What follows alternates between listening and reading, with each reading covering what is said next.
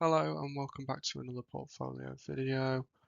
My portfolio is standing at a valuation of £5,564.80. No stocks have been sold so far, and over the past week I'm down 0.1% once again. Not ideal. It feels like I keep having weeks where I'm down 0.1%, then I have a bit more growth.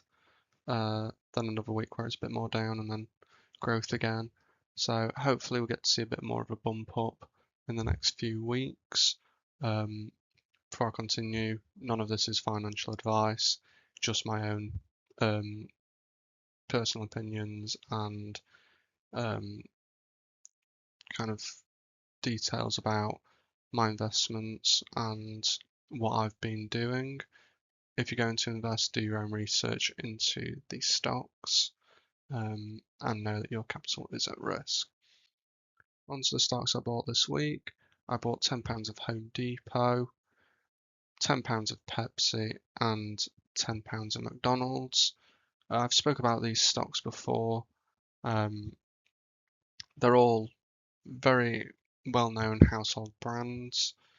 The reason I bought all of them was to decrease my dollar cost averaging, as they are all currently negative total returns for me,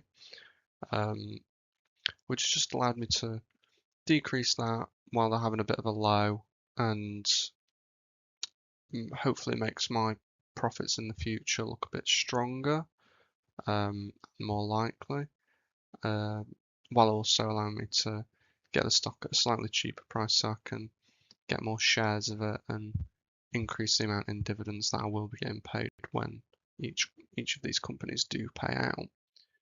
On to my biggest winners. Top of the list is Chevron with 6.53%, then Shell with 6.5, just slightly behind it, and Apple with 5.82. Looks like the oil companies have had a very strong week this week, with my top two being both oil companies. I'm very happy about this. I've spoken about them before. They are sometimes have a bit of a bad time, but recently I think they've done quite well for me, allowing me to be positive. Chevron in particular, I'm up over 15.85% total returns. I have 1.17 shares in Chevron at an average cost of £120.45. You can see by the graph, over the last week it's had a steady trend upwards. I couldn't be happier about that. Same as Shell, 6.5% up this week, 15.51% overall return, 5.33 shares. So when they pay their dividends, I'll be very happy to see how much I get in from that now. With an average cost of £28.02, which is why it looks like I've got so many more shares in Shell than Chevron, is just because the stock is cheaper. Looking at the graph, similar sort of trend to what Chevron had done, which makes sense. Both oil companies both suffer from the same outside factors and obviously benefit from the same outside factors. So when one has a good week, the other one also is likely to have a good week, which is why I've also had pretty much the same overall returns on both of those stocks. Apple, weekly return of 5.82% and an overall return of 32.25%. Nearly a full share in Apple, slowly getting there, but I currently have 0.85 shares of Apple with an average cost of £187.35, which kind of explains why I don't have multiple tens or hundreds of shares of Apple, is because they are expensive for me at the moment. Hopefully in the future, I'll be able to show that through growth and through dedication, I will eventually have many more shares than the 0.85 I currently have, but it's a starting position and it's one I could not be happier with. As you can see, it had a very strong start / midweek, where it had one big boom. I believe that was on Wednesday. Then it kind of plateaued a little bit more with a slight increase, but not as significant as earlier in the week. Very happy with Apple.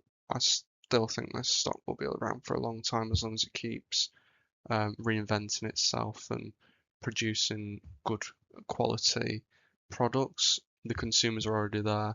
Their brand moat is one of the strongest, I think, of all companies in the world. So I don't think there's ever going to be a worry of the shortage of consumers. Now on to the more negatives of the week. Samsung down 13.12%. It's not ideal, but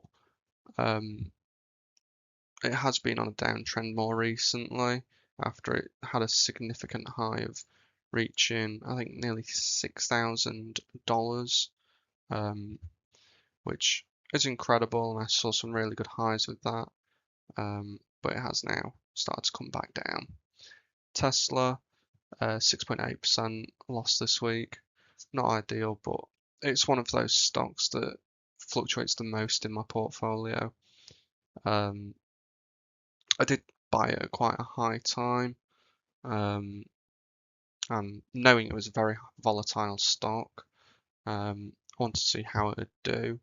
And with a person like Elon Musk in charge, anything he does will affect the stock in some way, negative or positive. So it is one of those ones that will fluctuate. One week being I'm up 10% to the next week being down 10%. So it really depends on the week. And then Rolls-Royce down 5.06%. This Rolls-Royce has been doing very solid for me. I did catch it at a higher point, ideally.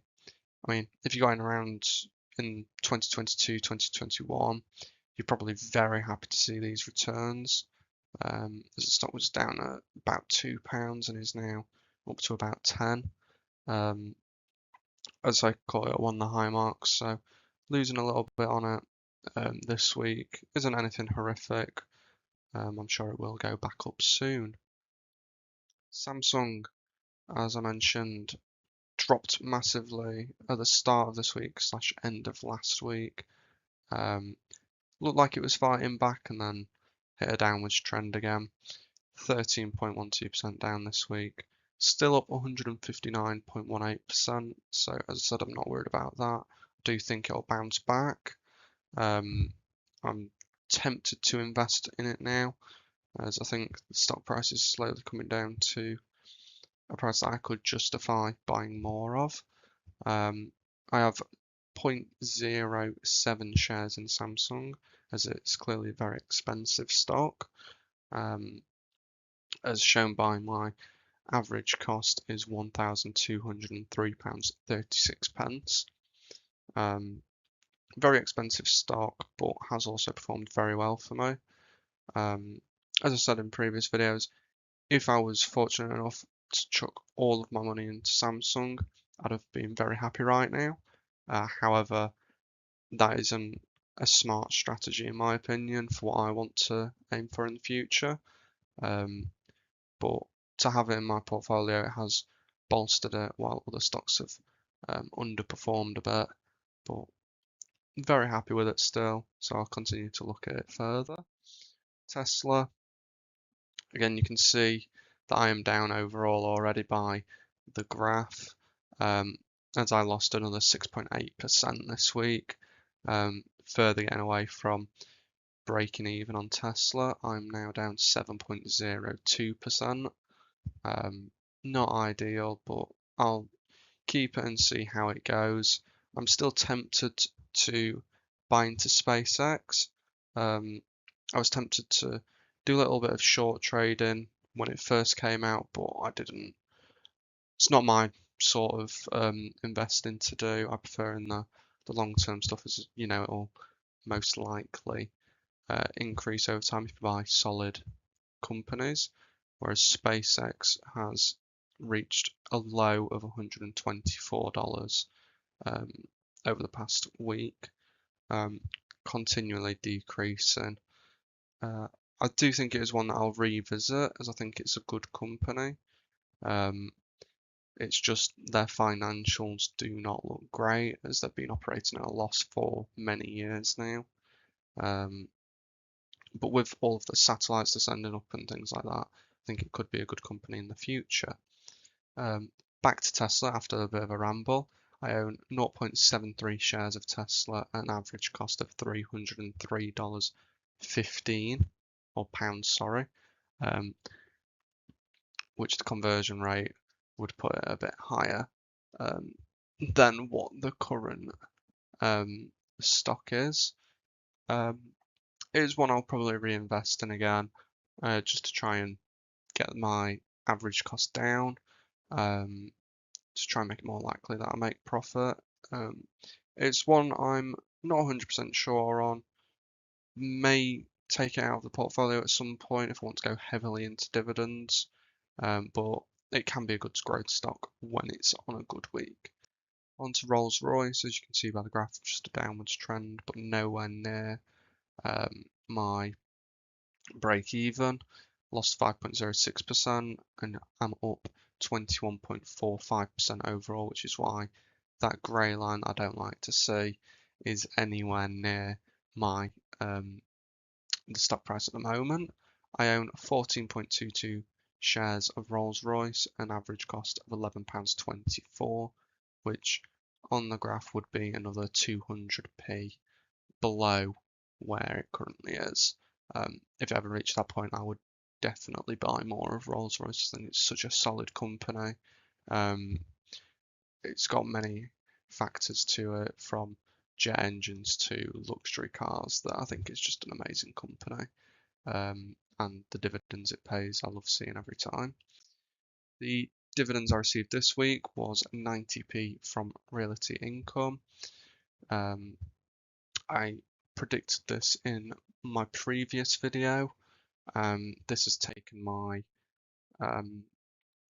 dividends for the month up to £1.79, which is nowhere near what we had in June, and it's a big come down, and it's something I expected going into this month, that it wouldn't be near what we had in June, but it's encouraging to see that it's getting up to where the April and the Januaries are for dividends received, as those two are my lowest months so far, not including this current month.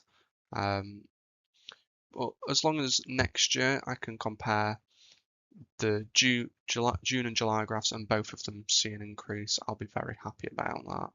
And I'd like to share that progress with anybody who wants to watch. But with that, that is the end of my weekly update. Thank you to everybody who's watched. Please consider subscribing, leaving a comment, liking, anything you really want to. If you want to engage with the video, leave your own opinions about certain stocks that I've mentioned in the video in the comments. That'd be lovely. But yeah, thank you to anybody who's watched, and I'll see you in the next video.